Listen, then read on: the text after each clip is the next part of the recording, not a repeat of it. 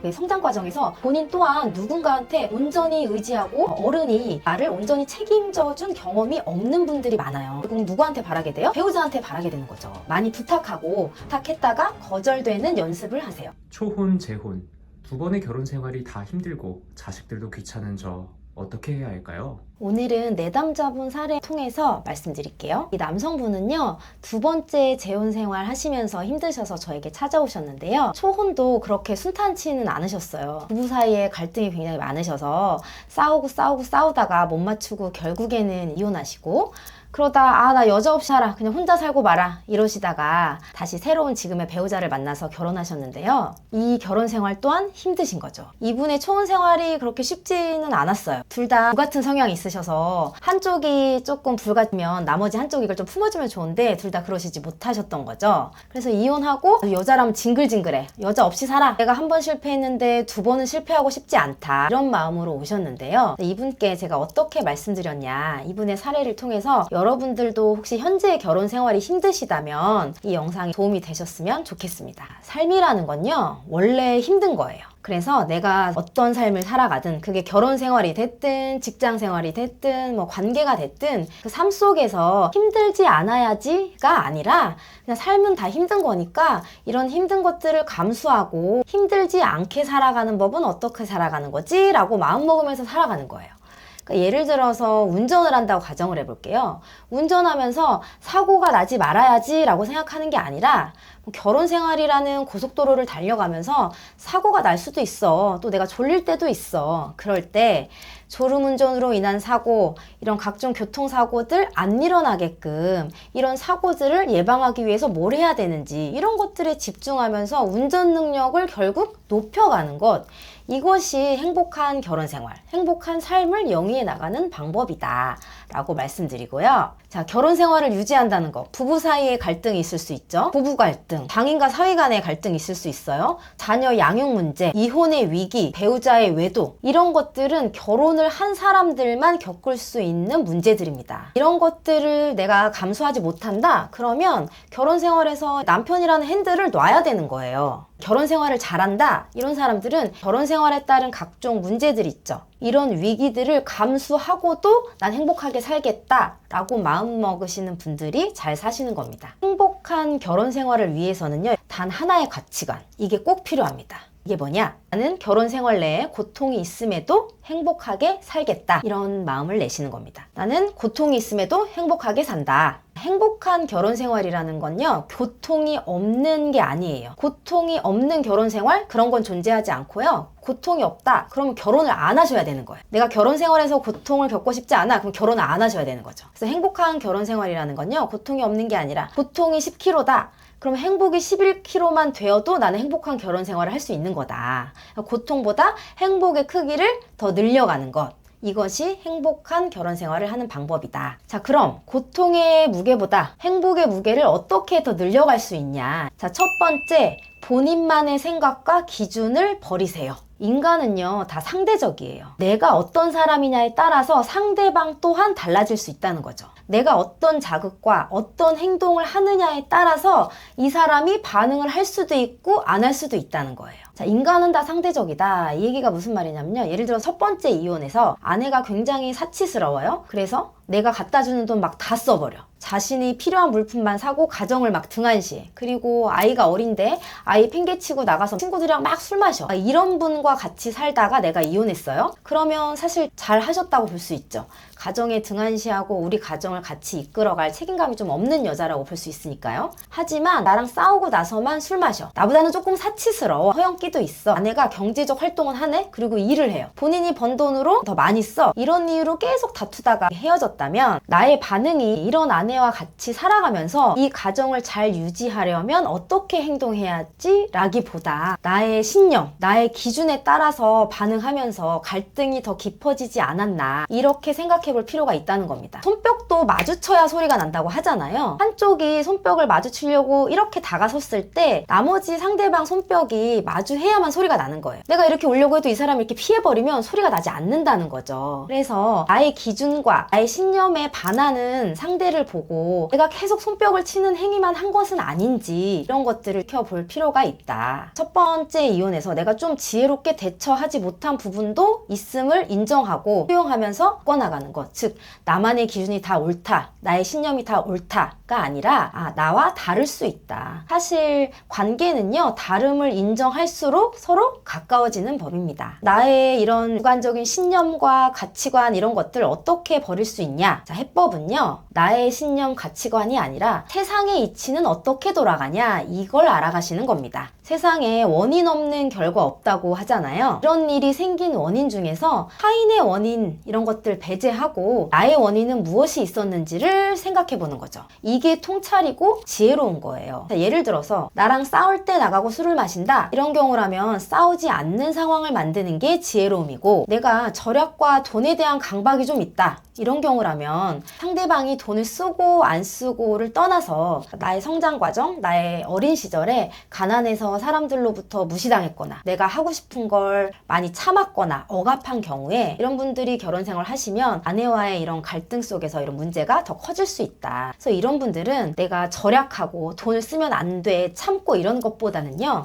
더 많은 돈을 버는 것, 이걸 더 즐겨 하셔야 됩니다. 돈을 벌고 사람들한테 무시당하지 말아야지 보다 사람들한테 존중받으려면 어떻게 해야지 라고 긍정적인 쪽으로 더 마음을 먹고 나가셔야 되는 거죠. 결혼 생활에서 행복의 무게를 높이는 방법 두 번째, 남편으로서, 남성으로서 책임감의 크기를 키우세요. 남편분들 중에 이런 경우 있으세요. 가장으로서 내가 와이프랑 내 자녀를 책임지고 부양하는 것에 대해서 다른 남성들보다 더 큰 부담감을 느끼고 이걸 유난히 힘들어하는 분들이 계시거든요. 이런 분들은 성장 과정에서 본인 또한 누군가한테 온전히 의지하고 어른이 나를 온전히 책임져 준 경험이 없는 분들이 많아요. 내가 온전히 누군가한테 보살핌을 받아보고 어른인 양육자가 나를 온전히 책임진 경험이 없다 보니까 나는 그런 마음이 계속 결핍되어 있단 말이죠. 결핍된 채로 내가 결혼을 하고 가정을 꾸려가다 보니까 계속 누군가한테 의지하고 누군가가 나를 책임져 주길 바라는 마음이 있는 거예요. 그래서 이런 나의 결핍된 마음을 결국 누구한테 바라게 돼요? 배우자한테 바라게 되는 거죠. 이런 분들은 자녀가 어려 혹은 막 쌍둥이에요. 그러면 가정에서 아내가 얼마나 힘들겠어요. 근데 집에 들어가면 나도 쉬고 싶은데 못 쉬고 또 아이 어리니까 해야 될 일이 많잖아요. 그러니까 일 핑계로 계속 바깥으로 나들고 집에 잘 안 들어와. 그리고 내가 하고 싶은 활동들 하면서 밖에서 막 시간을 보내다 들어가. 이런 분들 경우 내가 아빠로서, 남편으로서 책임감이 조금은 부족한 것이 아닌가라고 생각해 볼 필요가 있다. 이렇게 육아가 막 굉장히 힘든 시기에 가정 내 문제들을 내가 같이 감당하기보다 내 아내에게 전적으로 다 의지하고 나는 좀 밖으로 나돌았다, 이런 분들이라면 내가 아빠로서 또 남편으로서 책임감이 조금은 약하지 않았나, 이렇게 한번 생각해 볼 필요가 있습니다. 또는 일하는 것 자체를 유난히 힘들어하는 분들이 계세요. 근데 사실 일하는 건 누구나 힘들어요. 그럼에도 불구하고 성인이 됐다는 건 경제적 독립, 내 스스로 내 생존을 책임진다, 이게 성인 아니겠어요? 근데 이 일을 억지로 간신히 하는 겁니다. 근데 사람이요, 하기 싫은 거 억지로 하면 힘들어요, 안 힘들어요? 힘들죠. 남들보다 하기 싫은 걸 억지로 하다 보니까 더 많은 에너지가 소모되는 거예요. 그러니 집에 가면 온 에너지를 다 쓰고 왔으니 집안에서 와이프한테 잘할 수 없겠죠. 자, 여러분, 동물도요, 스스로 생존하고 자기 새끼 자기가 먹여 살립니다. 인간도 동물이잖아요. 그러니까 내가 선택해서 꾸린 가정, 내가 가장으로서 책임감 가지고 생존을 책임지겠다, 이런 마음 좀 내실 필요가 있습니다. 여자분들도 마찬가지예요. 여성분들한테는 더 강조하는 가치이기도 한데요, 성인이 됐다는 건요, 정서적, 경제적으로 독립한다는 것을 의미해요. 남편이 힘들면 내가 일할 수도 있지, 내 아이는 내가 책임져야지, 이런 마음은 사실 남자나 여자 둘 다 모두가 가져야 하는 가치이다. 하지만 둘 중에 하나, 어느 한 사람이 책임감이 좀 크고 한쪽이 너무 약하다면 이 많은 책임을 지는 사람이 결국 지치고 떨어져 나갈 수밖에 없다. 그게 내가 되진 말자, 남자인 내가 되진 말자, 이 얘기입니다. 그래서 결국 이 영상을 보시는 남편분들은요, 남자로서의 책임감의 크기를 더 키워서 가장으로서의 역할, 남편으로서의 역할, 이걸 즐기시면서 좀 잘 해나가셨으면 좋겠습니다. 행복한 결혼 생활에 필요한 세 번째, 의존성을 높여라. 앞서 말씀드린 책임감을 높여라와는 좀 상반된 가치인 것 같은데요, 이런 남성분들이 있으셔서 그래요. 책임감과 의존성은요, 시소처럼 균형을 잘 이루어야지 나나 주변 사람이 서로 힘들지 않고 잘 살아가는데요. 아까 말씀드린 사례는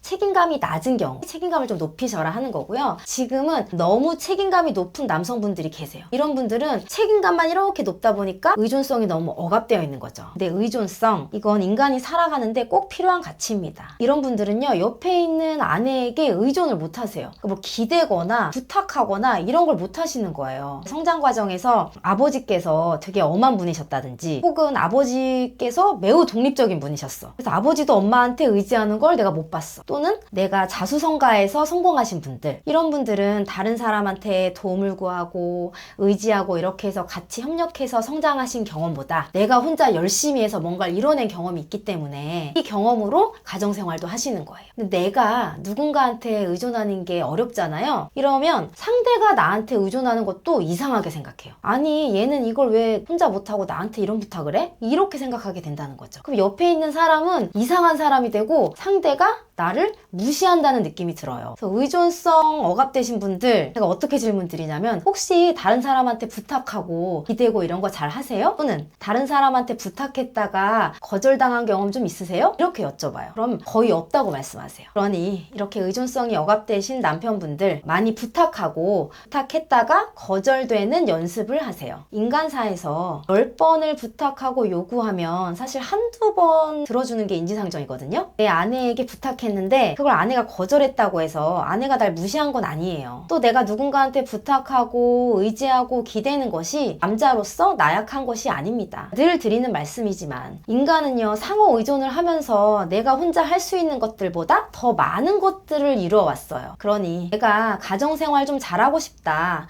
내 와이프랑 더 행복하게 살고 싶다 하신 분들, 그 중에서 내가 너무 책임감이 높고 나 혼자 하기 힘들다, 이런 분들은 많이 의지하고 좀 부탁하고 그러세요. 그래서 이런 부탁하거나 또 거절하는 두려움을 이겨내고 이걸 잘 하셔야 나도 좀 덜 힘들고 주변 사람도 아, 내가 좀 가치가 있네, 좀 쓸모있는 사람이네 하는 생각하면서 즐겁게 살아갈 수 있는 겁니다. 자, 3가지 말씀드렸어요. 첫 번째, 본인의 기준과 생각을 버려라. 두 번째, 책임감의 크기를 키우세요. 세 번째, 의존성을 높이세요. 자, 이 1, 2, 3번이 잘 안 되시는 분들이 있을 거예요. 우리는 사실 행복한 결혼 생활 어떻게 해야 되는지 잘 모르고요, 잘하면서 제대로 배워보지 못했어요. 그래서 이걸 맨땅에 헤딩하듯이 내 옆에 있는 사람과 같이 살면서 찌지고 뽑고 하면서 우리가 경험을 통해서 조금씩 배워나가는 건데요. 현재 내 부부생활, 가정생활 너무 힘들다, 이런 분들은 저희에게 찾아오세요. 행복한 부부의 모습이 어떤 것이고 남자는 여자에게 어떻게 의지해야 편안하고 행복하게 살 수 있는지 방법들 저희가 알려드립니다. 지금 결혼 생활이 엄청 힘들어하는 분들, 친구 중에서 맨날 내 와이프랑 싸워서 죽겠다 하시는 분들 계시면 이 영상 공유해주세요. 그러면서 구독과 좋아요, 알림 설정도 같이 해주시고요. 소은이든 재혼이든 여러분들의 지혜로 결혼 생활이 조금 더 행복해지길 응원합니다. 이상 하우투라이프 남성 우울증 심리상담사 신아라였습니다. 시청해주셔서 감사합니다.